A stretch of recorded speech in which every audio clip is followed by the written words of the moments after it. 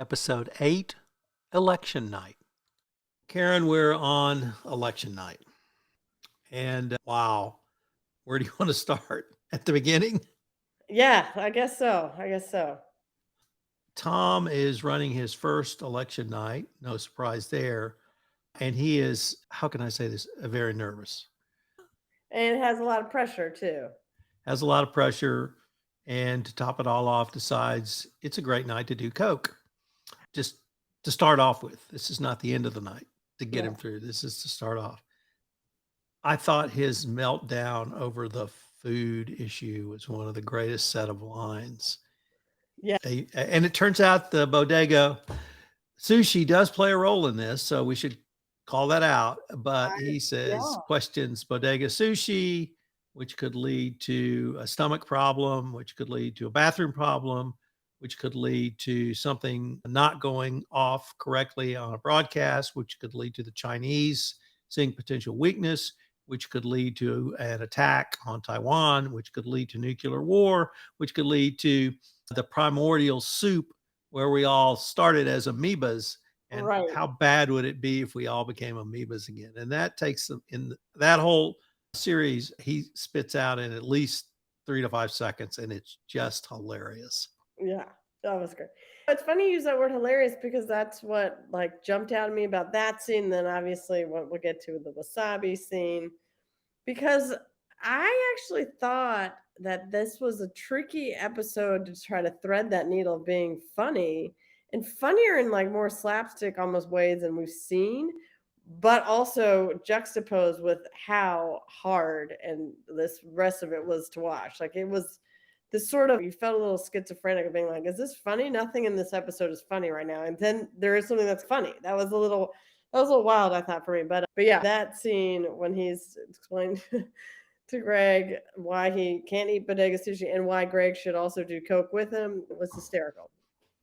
And I didn't fully appreciate at that point that Greg had partied all night with Matson.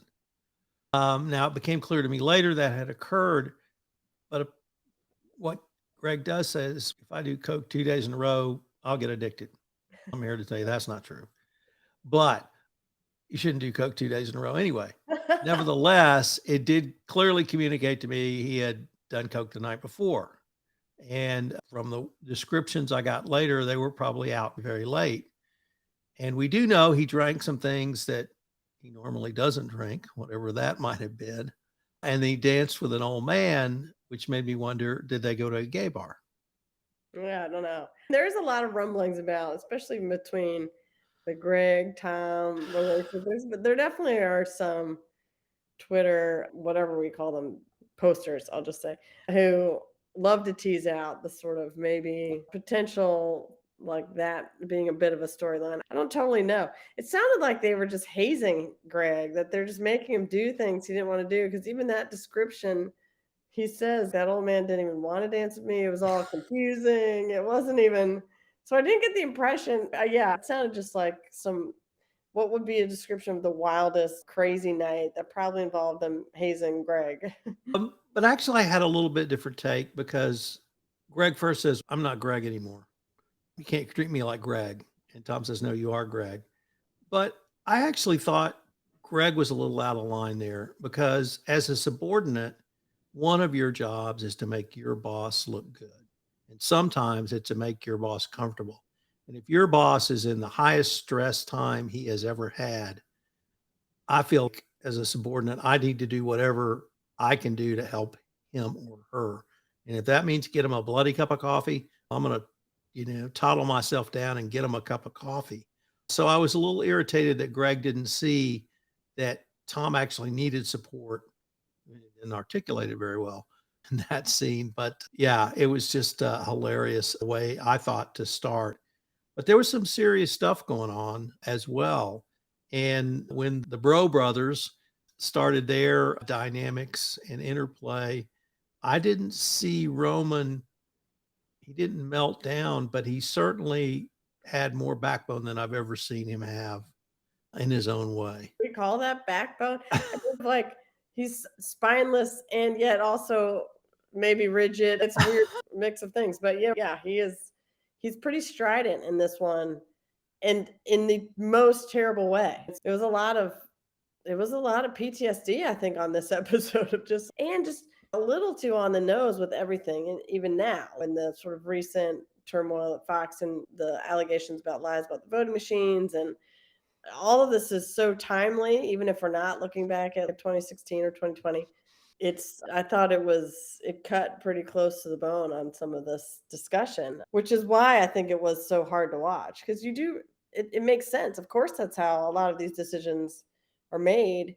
So you do see this institution of the news being so compromised by obvious things we always knew were there. I always have said the minute CNN made a 24-hour news channel that everything had to be breaking news, like, then it became a little, that to me was the sort of beginning of post-truth, because how do you know what's breaking news or what's not breaking news?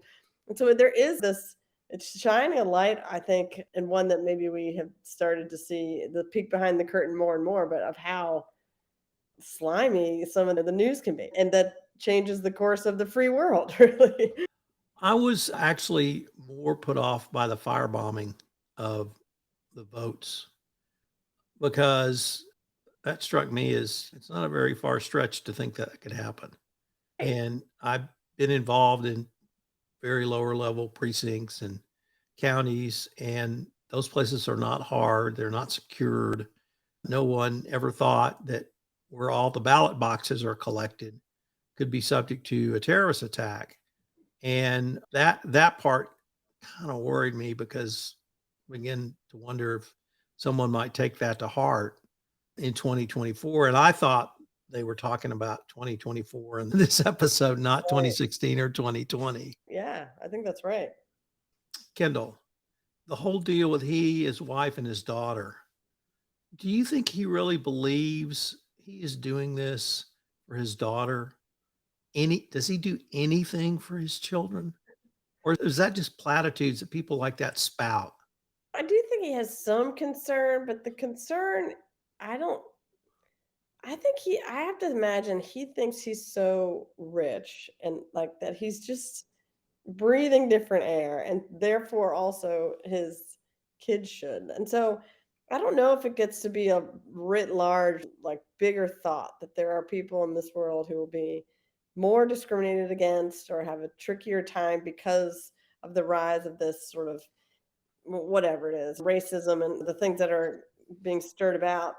I think he's a little annoyed because it affects him, and I think that he loves his daughter. I think but I don't think there's some moment of, "Oh, this is bad." I think he's just mad that it happened to her. That's what Right. I think they play it like maybe he has a bit of a conscience, but I think your question is apt in that it's not even does he have a conscience that this is gonna unleash some proto-fascism upon the country. I think it's just, does he even care about his daughter that much? And I think yes, in a narcissistic way as an extension of him, but yeah, I don't know. That was an interesting one. And like I do think there are some parallels to some extent of Logan there too, of just that was already a weird example he had of someone who was terrible to him, but then also looked out for him. So I think it's just complicated. Yeah, and that was the thought I had. He's channeling what he knows. I don't want to say you do what your parents did to you or you react to what they did to you, but that's exactly what Logan would say when Logan was at his lowest, I thought, because Logan didn't do anything but for Logan. And he was pretty open about that. So let's move to Tom and Shiv. Okay. Early on, Shiv takes Tom aside and she apologizes for some of the things she said the night before. We don't know exactly which things he's apologizing for or not. And she, in her transactional mode, even while doing this, is still in transactional mode and says, "What are you going to apologize for?" Right. Basically. And he doesn't say anything. And the conversation degenerates a little to a point where she says, "I am pregnant with your baby." And you and I have speculated, we've talked, pontificated, wondered about this scene throughout this series. And my initial thought was, what a letdown. I Mm, I thought this was going to be a huge reveal, not the biggest reveal, but some huge reveal at some point, and it was almost an afterthought, I thought. Yeah. What I thought was she had run out of things to say, and so she said that. And when my wife told me she was pregnant, I went a good 60, 90, 120 seconds and said nothing because I was absolutely dumbfounded. And I literally couldn't think of anything to say. And wasn't that I was upset or mad, I was just couldn't think of anything to say. And she finally said, "Say something." And it's like, "Oh, great, honey." But so the expression on his face, at first I thought he didn't know what to say, but then he said nothing. Not you're you shouldn't be a mother like he said before, or thank God it's mine, or whatever. But he said nothing. Any thoughts on that? Or what, I guess, what were you feeling and what were your thoughts? I thought it was so sad. Like, it was such a sad scene because he really has a moment where he's like, he says, "Is this a tactic? Is this another one of Right. your, are you even lying to me about that?" Because that's an acknowledgement of, would you go that low to say something that would be that important, I think, to him, or be that meaningful? And he can't believe. I think maybe that she said it in the way she did, but then also because of that, he says, maybe you're still just messing with me. And I gotta say, I've known people where they have more flexible relationships with the truth and play dirty. And so that I actually had this moment of being like, I understand that I've known people who would say dramatic things to change the topic or to change the mode or whatever, who has an upper hand, by just throwing a grenade in with this sort of new information that changes how you're supposed to react, not how you're supposed to relate to that person. And usually it is apropos of nothing, just to like change tack, to get on a totally different track. And so I had a moment of, oh, I get it. Like, I get that that's also his reaction of, are you just throwing this in here so that we don't, just to add to this chaos of our relationship? So but I thought it just was sad. What a terrible, they just, this show keeps sucker punching us with things that you don't expect, like it could get worse, and then there is still this, oh gosh, like how do you ever recover from that? But yeah, it was hard. We started talking about the brothers a little bit earlier. We have a series of scenes with the brothers and the candidates. Roman goes to see Mencken personally, and they try to set up a sort of a post election I lost strategy to communicate out. I wasn't sure what struck me, or what I guess I was confused about, was why did Roman have to go there personally? Because Kendall did his on the phone. Any was that, I guess it was a power play by Mencken, but any thoughts on that? Yeah, and especially because in that scene, Mencken does say, spin this loss as a win. So he's just having this moment of realizing he might not win. And I thought that was maybe why I had to be in person, that none of this needs to be communicated other than in person, no record of it thing. And I thought that's where the night was going, which is, this is all going to be a spin, kind of a la 2020. It's either was rigged or name it, but something, but it still is going to keep me in the news. That's the win. And then obviously it doesn't go that direction. So maybe it's a power play, but also to acknowledge that those two are for sure in bed together going forward. That's how I read it. Like, that we're tight, like we're going to run side by side here. So Yeah. Then we get to the, oh, I guess we have to talk a little bit about Connor because he gets a little play in yeah, this. poor guy. And at first I thought, well, this is just comic relief, but I really felt bad for him. It was really sad. He realizes he's not going to get any votes, or may not even the 1%. And so he concedes basically and throws his support, i.e., the state of Alaska, to Mencken in one of the most bizarre concession speeches ever heard. And he thinks he's going to get an ambassadorship to Slovenia. Oh, And I Will is didn't, not I thought happy. that is, I read that as like maybe he realizes halfway through whatever half-cocked speech he was giving that he wasn't going to get it, and so he just blew it up. It was like he has this recognition, just keeps saying crazier things that clearly were not planned. So I didn't know if he had a moment of, this is all, I'm not even going to get what I want, so I'm just going to just going to say whatever I think. That was wild. That was also a crazy scene. I also got a sense of his relationship with Willa. She's clearly the best thing that's ever happened to him. And while she may have had some reservations about saying yes to his proposal of marriage, she is clearly supporting him. And Hmm. she's clearly a rock for him that he didn't have before. And I don't know if it's just outright love or it's this is my husband and I'm going to support him or whatever it is, but I've really enjoyed seeing that relationship develop and see her grow as well. Yeah, who would have thought that would be the paragon of relationships was to be Connor and Willa in this show, but there are not many others to look to. That's true. That's true. So we get to the scenes where the two brothers and Shiv are together, and Kendall asks Shiv to go call Nate to see if they can get something out of him and Ez. And Shiv fakes a call.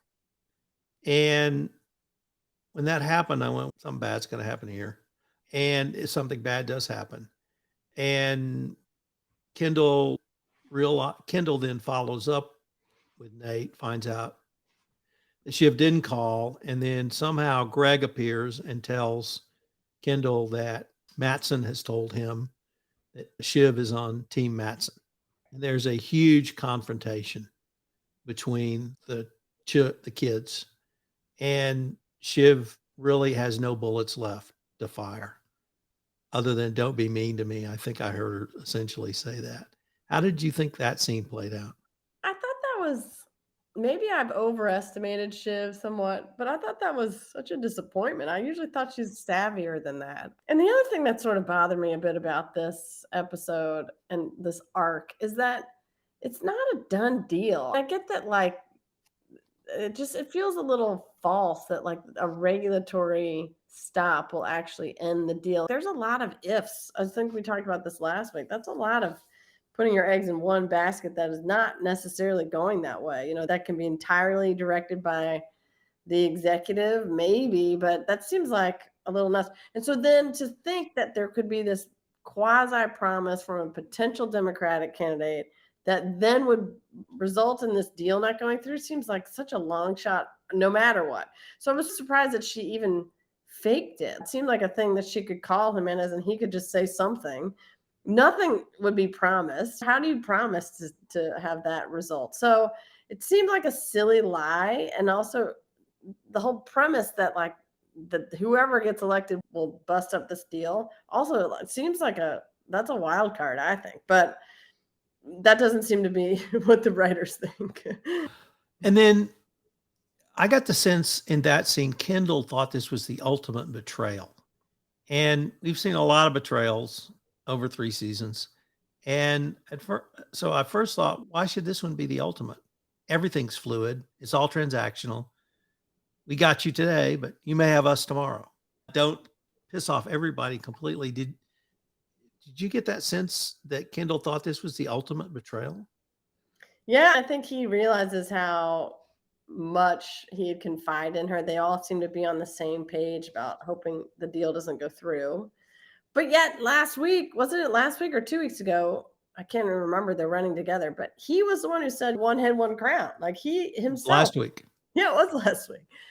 I think he would call that a different type of that's not a total betrayal. I think he would say we're still on this together, but I'm just going to take the lead, as opposed to she's backstabbing us and working with Matson to like against our interests. I think is a big deal and a bigger deal than maybe what he had said last week. We forgot the chicken and steak story. Roman and Kendall get into a tiff around who gets their way or who got their way the most often. And it revolved around whether the dinner meat was chicken or steak. And Kendall wanted chicken and Roman wanted steak. And when that happened, at first I thought, I can't believe this. And the second I thought, it's of course he's bringing that up. He's still pissed off that he didn't win and his big brother did. What did you think of all that? Yeah, I mean, I think that's another time we've seen them pull forward some memory. We saw it last week or 2 weeks ago when Shiv talked about spilling milk in the Range Rover, which is just already comical because you have this weird mix of a Norman Rockwell. Everyone else has spilled milk in their car, but they drop in that it's the Range Rover. I think it's just a funny mix of worlds. But this seemed the same way. Oh, sure, all families are gonna have some squabble over chicken and steak. But you're right. I think Roman is saying a bigger thing here, which is we always do what Kendall wants. Kendall's the older brother. He's always seen as the one who's going to take charge, and Roman has been a bit of the clown, or maybe not taken as seriously. And yeah, there's a bigger statement behind that, but it was funny how they brought it up. So as we run up to the end of the episode, there's a fire in Wisconsin. There's discussion about can they call Wisconsin with 100,000 ballots that are from Milwaukee and are probably Democratic. Kendall and Roman particularly say call it. And they have a character in this who's the caller. If I know that's not his title, but Right. he's the one that makes the final decision. And this is where the wasabi comes back in. So he sits down and he's told what to do. He sits down, opens his computer, and has to move the plastic that the sushi's in and gets some wasabi on his finger and rubs it in his eye. And I had pepper in my eye, so I know that's quite painful.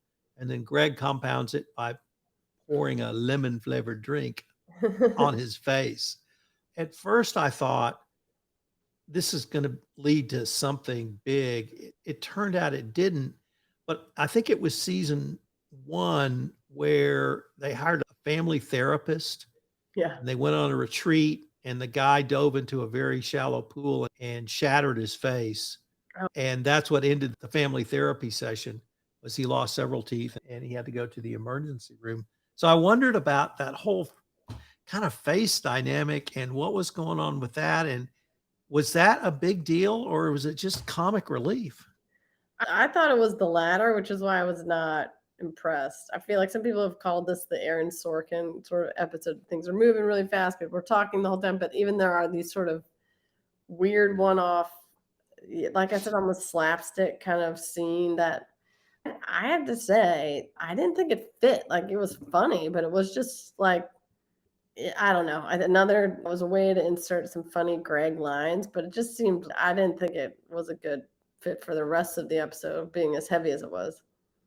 So the Wisconsin call, although controversial, is more significant for the next one, which was Arizona. And Arizona gives Mencken, under the ATN count, enough votes in the Electoral College to be elected president. And of course, unofficial because it's ATN calling it, but they make the call. And all of the things you said when we started about the manipulation by the press and all of that played out beautifully.